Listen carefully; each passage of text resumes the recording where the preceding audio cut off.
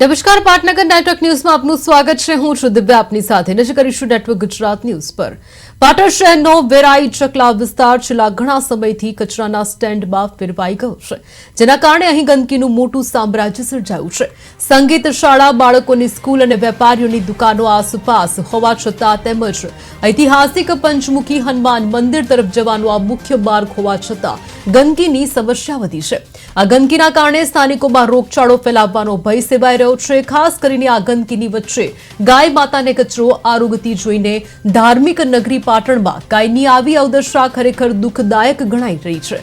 પાટણ શહેર કોંગ્રેસ પ્રમુખ દીપક પટેલે નગરપાલિકાના નગરોળ તંત્રને તાત્કાલિક જાગીને આ ગંદકીની સમસ્યાનો કાયમી ઉકેલ લાવવા માટે સત્વરે માંગ કરી છે।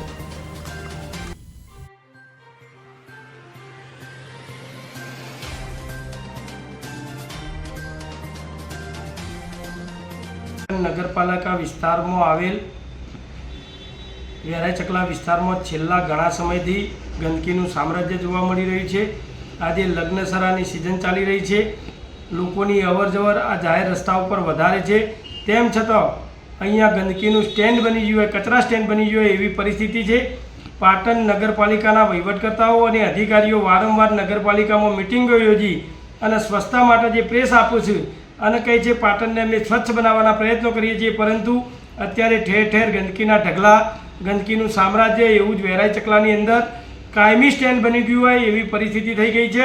અને ત્યાં એટલી બધી ગંદકી છે, ત્યાં રોગચાળો પણ ફાટી નીકળે એવી પરિસ્થિતિ છે। આજુબાજુ ધંધા રોજગાર કરતા લોકો પણ પોતાના વેપાર કરી રહ્યા છે।